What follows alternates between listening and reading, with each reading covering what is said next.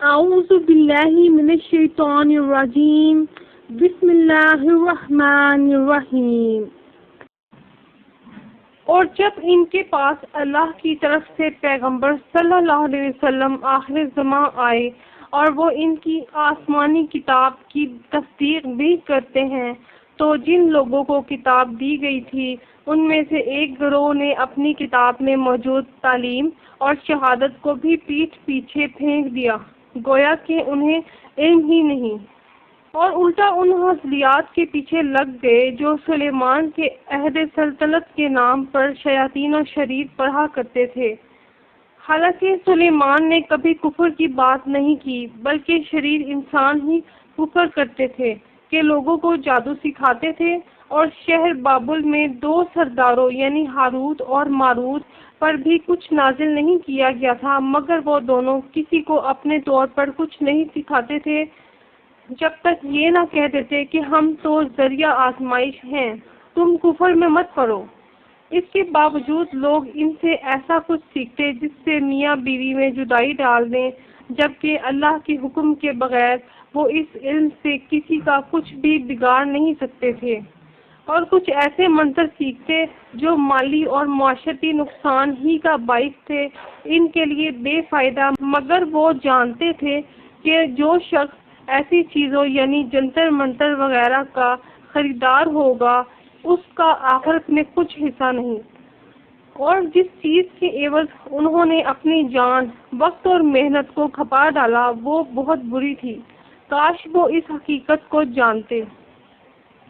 اور اگر وہ ایمان لاتے اور پرہیزگاری کرتے تو چند روز عیش کی بجائے اللہ کی طرف سے بہترین آرام گاہ اور بہت اچھا اجر ملتا۔ اے کاش وہ اس حقیقت سے واقف ہوتے۔ اے اہل ایمان، اللہ کے رسول صلی اللہ علیہ وسلم سے لفظ رائنا مت کہا کرو، بلکہ انظرنا کہا کرو، اور قرآن کو توجہ سے سنو، اور کافروں کے لیے دکھ دینے والا عذاب ہے۔ جو لوگ کافر ہیں اہل کتاب سے یا مشرک، وہ اس بات کو پسند نہیں کرتے کہ تم پر تمہارے پروردگار کی طرف سے خیر و برکت نازل ہو، اور اللہ تو جس کو چاہتا ہے اپنی رحمت کے ساتھ خاص کر لیتا ہے، اور اللہ بڑے فضل کا مالک ہے۔ ہم پہلی کتابوں کی جن آیات کو منسوخ کر دیتے یا فراموش کر دیتے ہیں تو اس سے بہتر یا ویسی ہی قرآن کی آیت بھیج دیتے ہیں۔ کیا تم نہیں جانتے کہ اللہ ہر بات پر قادر ہے؟ کیا تمہیں معلوم نہیں کہ آسمانوں اور زمین کی بادشاہت اللہ ہی کی ہے، اور اللہ کے سوا تمہارا کوئی دوست اور مددگار نہیں؟ کیا تم یہ چاہتے ہو کہ اپنے پیغمبر صلی اللہ علیہ وسلم سے اس طرح کے مطالبے کرو جس طرح کے مطالبے پہلے موسیٰ سے کیے گئے تھے، اور جس شخص نے ایمان کے بدلے کفر اختیار کیا وہ یقیناً سیدھے راستے سے بھٹک گیا۔ بہت سے اہل کتاب اپنے دل کی جلن سے یہ چاہتے ہیں کہ ایمان لانے کے بعد تمہیں پھر کافر بنا دیں، حالانکہ ان پر حق ظاہر ہو چکا ہے، تو تم انہیں چھوڑو اور اپنا کام جاری رکھو یہاں تک کہ اللہ اپنا حکم نافذ کر دے۔ بے شک اللہ ہر بات پر قادر ہے۔ اور نماز ادا کرتے رہو اور زکوٰۃ دیتے رہو، اور جو بھلائی کا عمل تم خود اپنے لیے آگے بھیجو گے اس کو اللہ کے ہاں پالو گے۔ کچھ شک نہیں کہ اللہ تمہارے سب کاموں کو دیکھ رہا ہے۔ اور یہودی اور عیسائی کہتے ہیں کہ ان کے سوا کوئی جنت میں نہیں جائے گا، یہ ان کے اپنے باطل خیالات ہیں۔ اے پیغمبر صلی اللہ علیہ وسلم، ان سے کہہ دو کہ اگر سچے ہو تو کتاب اللہ سے دلیل پیش کرو۔ ہاں، جو شخص اللہ کی طرف اپنا رخ کر لے اور وہ نیکوکار بھی ہو تو ان کا اجر اس کے رب کے پاس ہے، اور ایسے لوگوں کو نہ کسی طرح کا خوف ہوگا اور نہ غم ہوگا۔ اور یہودی کہتے ہیں کہ عیسائی ہدایت پر نہیں، اور عیسائی کہتے ہیں یہودی ہدایت پر نہیں، حالانکہ دونوں فرقے کتاب اللہ پڑھتے ہیں۔ اسی طرح وہ لوگ بھی کہتے ہیں جو کتاب اللہ نہیں جانتے، یعنی ہر فرقہ یہی کہتا ہے کہ وہ صحیح راستے پر ہے۔ تو جس بات میں یہ لوگ اختلاف کر رہے ہیں اللہ قیامت کے دن اس کا ان میں فیصلہ کر دے گا۔ اور اس سے بڑھ کر ظالم کون ہے جو اللہ کی مسجدوں میں اللہ کے نام کا ذکر کرنے سے منع کرے اور ان کی ویرانی کی کوشش کرے۔ ان لوگوں پر حق تو یہ تھا کہ ان مساجد میں اللہ سے ڈرتے ہوئے داخل ہوں۔ ان کے لیے دنیا میں رسوائی اور آخرت میں بڑا عذاب ہے، اور مشرق مغرب سب اللہ ہی کے ہیں، تو جس طرف بھی تم رخ کرو ادھر ہی اللہ کو پاؤ گے۔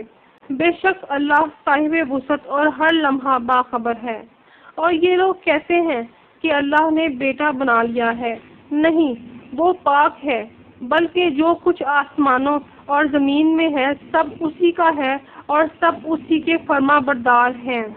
وہی آسمانوں اور زمین کا پیدا کرنے والا ہے، جب کوئی کام کرنا چاہتا ہے تو فرما دیتا ہے کہ ہو جا، تو وہ ہو جاتا ہے۔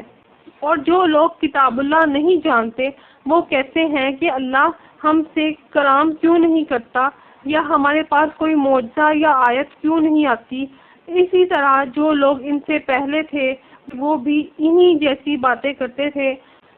ان لوگوں کے خیالات آپس میں کتنے ملتے ہیں۔ جو لوگ صاحب یقین ہیں ان کے سمجھانے کے لیے ہم نے نشانیاں بیان کر دی ہیں۔ اے رسول اکرم صلی اللہ علیہ وسلم، ہم نے تمہیں سچائی کے ساتھ خوشخبری سنانے اور نتائج سے آگاہی دینے کے لیے بھیجا ہے، اور اہل جہنم کے بارے میں آپ سے نہیں پوچھا جائے گا، اور تم سے نہ یہودی کبھی خوش ہوں گے اور نہ عیسائی، یہاں تک کہ ان کی تہذیب اختیار کر لو۔ صاف کہہ دو کہ اللہ کی ہدایت یعنی دین اسلام ہی ہماری تہذیب ہے، اور اے پیغمبر صلی اللہ علیہ وسلم، اگر تم اللہ کی کتاب ملنے کے باوجود بھی ان کی خواہشات یعنی خود ساختہ روایات پر عمل کرو گے تو تمہیں اللہ سے بچانے والا نہ کوئی دوست ملے گا نہ کوئی مددگار۔ جن صاحب یقین لوگوں کو ہم نے کتاب عنایت کی ہے وہ اس پر ایسا عمل کرتے ہیں جیسا اس پر عمل کرنے کا حق ہے، یہی لوگ اس پر ایمان رکھنے والے ہیں، اور جو اس کو نہیں مانتے وہ دنیا و آخرت کا خسارہ پانے والے ہیں۔ اے بنی اسرائیل، میرے وہ احسان یاد کرو جو میں نے تم پر یعنی تمہارے اسلاف پر کیے، اور یہ کہ میں نے تم کو اہل عالم پر فضیلت بخشی۔ اور اس دن سے ڈرو جب کوئی بھی بزرگ شخصیت کسی شخص کے کچھ کام نہ آئے گی، اور نہ اس سے بدلہ قبول کیا جائے گا، اور نہ اس کو کسی کی شفاعت کچھ فائدہ دے گی، اور نہ کسی اور طرف سے مدد مل سکے گی۔ اور جب پروردگار نے چند معاملات میں ابراہیم علیہ السلام کی آزمائش کی تو وہ ان میں پورے اترے۔ اللہ نے فرمایا میں تمہیں تمام لوگوں کا امام بنا رہا ہوں۔ انہوں نے کہا کہ میری اولاد میں سے بھی امام بنا۔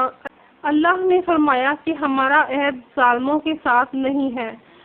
اور جب ہم نے خانہ کعبہ کو لوگوں کے لیے جمع ہونے اور امن کی جگہ بنایا اور حکم دیا کہ مقام ابراہیم علیہ السلام کے مد نظر اللہ کے ساتھ نماز کا تعلق استوار کرو، اور ابراہیم علیہ السلام اور اسماعیل علیہ السلام سے عہد لیا کہ طواف اور اعتکاف کرنے والوں اور رکوع سجدہ کرنے والوں کے لیے میرے گھر کو شرک اور آلودگی سے پاک صاف رکھو۔ اور جب ابراہیم علیہ السلام نے دعا کی کہ اے پروردگار اس جگہ کو امن کا شہر بنا، اور اس کے رہنے والوں میں سے جو اللہ پر اور روز آخرت پر ایمان لائے ان کو رزق کے ثمرات عطا فرما، تو اللہ نے فرمایا کہ جو کافر ہوگا اسے بھی کسی قدر رزق ضرور دوں گا، پھر اسے دوزخ کے عذاب میں دھکیل دوں گا، اور وہ بہت بری جگہ ہے۔ اور جب ابراہیم علیہ السلام اور اسماعیل علیہ السلام بیت اللہ کی بنیادیں اٹھا رہے تھے تو دعا کرتے تھے کہ اے ہمارے رب ہم سے یہ خدمت قبول فرما، بے شک تو سننے والا جاننے والا ہے۔ اے ہمارے پروردگار ہمیں اپنا فرما بردار یعنی مسلم بنائے رکھ، اور ہماری اولاد میں سے بھی ایک امت مسلمہ بنا، اور ہمیں ہمارے طریقے عبادت بتا، اور ہم پر رحم کے ساتھ توجہ فرما، بے شک تو توجہ فرمانے والا مہربان ہے۔ اے پروردگار انہی میں سے ایک پیغمبر مبعوث کر جو ان کو تیری آیات سنائے اور کتاب اللہ پر عمل سکھائے اور دانائی کی زندگی بسر کرنا سکھائے اور شرکیہ عقائد سے پاک صاف کرے، بے شک تو غالب صاحب حکمت ہے۔ اور ابراہیم علیہ السلام کے دین سے وہی روح گردانی کر سکتا ہے جو خود ہی حماقت کرے۔ ہم نے ان کو دنیا میں بھی لوگوں کے لیے ہدایت کے لیے منتخب کیا تھا اور آخرت میں بھی یقیناً وہ صالحین میں سے ہوں گے۔ جب ان کے رب نے فرمایا کہ میرے مسلم فرما بردار بنو تو عرض کی کہ میں رب العالمین کا ہی مسلم ہوں۔ ابراہیم علیہ السلام نے اپنے بیٹوں کو بھی اسی بات کی وصیت کی اور یعقوب علیہ السلام نے بھی اپنی اولاد سے یہی کہا کہ بیٹا اللہ نے تمہارے لیے یہی دین اسلام پسند فرمایا ہے، اگر تمہیں موت بھی آئے تو مسلم ہی مرنا۔ کیا یعقوب علیہ السلام کی وفات کے وقت تم موجود تھے جب انہوں نے اپنے بیٹوں سے پوچھا کہ میرے بعد تم کس کی عبادت وابستگی اختیار کرو گے؟ تو انہوں نے کہا کہ آپ کے اللہ کی اور آپ کے باپ دادا ابراہیم علیہ السلام اور اسماعیل علیہ السلام اور اسحاق علیہ السلام کے معبود اللہ کی عبادت کریں گے جو واحد با اختیار ہستی ہے، اور ہم اسی اللہ کے آگے سر تسلیم ہم کرتے یعنی مسلم ہیں۔ یہ انبیاء کی جماعت گزر چکی، ان کو ان کے اعمال کا اور تمہیں تمہارے اعمال کا بدلہ ملے گا، اور جو عمل وہ کرتے تھے ان کے بارے تم سے نہیں پوچھا جائے گا۔ اور یہودی اور عیسائی کہتے ہیں کہ یہودی یا عیسائی بن جاؤ تو سیدھے راستے پر آ جاؤ گے۔ اے پیغمبر صلی اللہ علیہ وسلم ان سے کہو نہیں، بلکہ ابراہیم علیہ السلام کے طریقے کی دعوت جو صرف ایک اللہ سے وابستہ تھے اور مشرکوں میں سے نہ تھے۔ مسلمانوں کہو کہ ہم اللہ پر ایمان لائے اور جو کتاب ہم پر اتری اس پر، اور جو صحیفے ابراہیم علیہ السلام اور اسماعیل علیہ السلام اور اسحاق علیہ السلام اور یعقوب علیہ السلام اور ان کی اولاد پر نازل ہوئے ان پر، اور جو کتابیں موسیٰ علیہ السلام اور عیسیٰ علیہ السلام کو عطا ہوئیں ان پر، اور جو باقی تمام پیغمبروں کو ان کے رب کی طرف سے ملی، سب پر ایمان لائے۔ ہم ان پیغمبروں میں سے کسی ایک میں بھی کچھ فرق نہیں کرتے، اور ہم اسی اللہ کے مسلم فرما بردار ہیں۔ تو اگر یہ لوگ بھی اسی طرح ایمان لے آئے جس طرح تم ایمان لائے ہو تب تو ہدایت پر ہیں، اور اگر قرآن سے منہ پھیر لیں اور نہ مانے تو وہ صرف مخالفت پر اڑے ہوئے ہیں، اور ان کے مقابلے میں تمہیں اللہ کافی ہے، اور وہ ہر لمحہ سننے والا جاننے والا ہے۔ کہہ دو کہ ہم نے شخصیت پرستی کی بجائے اللہ کا رنگ اختیار کر لیا ہے، اور اللہ سے بہتر رنگ کس کا ہو سکتا ہے، اور ہم اسی کی عبادت کرنے والے ہیں۔ کہو کیا تم اللہ سے تعلق میں ہم سے جھگڑتے ہو؟ وہی ہمارا اور تمہارا پروردگار ہے، اور ہمیں ہمارے اعمال کا بدلہ ملے گا اور تمہیں تمہارے اعمال کا، ہم خالص اسی سے وابستہ ہیں۔ اے یہود و نصارا، کیا تم اس بات کے قائل ہو کہ ابراہیم علیہ السلام اور اسماعیل علیہ السلام اور اسحاق علیہ السلام اور یعقوب علیہ السلام اور ان کی اولاد یہودی اور عیسائی تھے؟ ان سے پوچھو کہ بھلا تم زیادہ جانتے ہو یا اللہ؟ اور اس سے بڑھ کر ظالم کون ہے جو اللہ کی شہادت کو جو اس کے پاس کتاب میں موجود ہے چھپائے، اور جو کچھ تم لوگ عمل کر رہے ہو اللہ اس سے غافل نہیں۔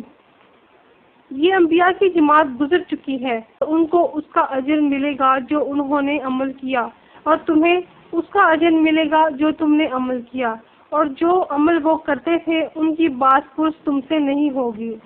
اب احمق لوگ کہیں گے کہ مسلمان جس قبلے پر پہلے تھے اب اس سے کیوں منہ پھیر بیٹھے؟ تم کہہ دو کہ مشرق اور مغرب سب اللہ ہی کا ہے، وہ جس کو چاہتا ہے اپنی طرف سیدھے راستے کی رہنمائی کرتا ہے، اور اسی طرح ہم نے تمہیں مرکزی امت بنایا ہے تاکہ تم لوگوں تک اللہ کا پیغام پہنچا کر ان پر گواہ بنو، اور پیغمبر صلی اللہ علیہ وسلم آخر زمان تم پر گواہ ہیں۔ اور جس قبلے بیت المقدس پر تم تھے اس کو ہم نے اس لیے مقرر کیا تھا کہ معلوم کرے کہ کون رسول اکرم صلی اللہ علیہ وسلم کی اتباع کرتا ہے اور کون الٹے پاؤں پھر جاتا ہے، اور یہ بھی ایک امتحان تھا، مگر جن کو اللہ نے ہدایت بخشی ہے وہ اسے گراں نہیں سمجھتے تھے۔ اور اللہ ایسا نہیں کہ تمہارے ایمان کو یوں ہی ضائع کر دے، اللہ تو لوگوں پر بڑا مہربان رحیم ہے۔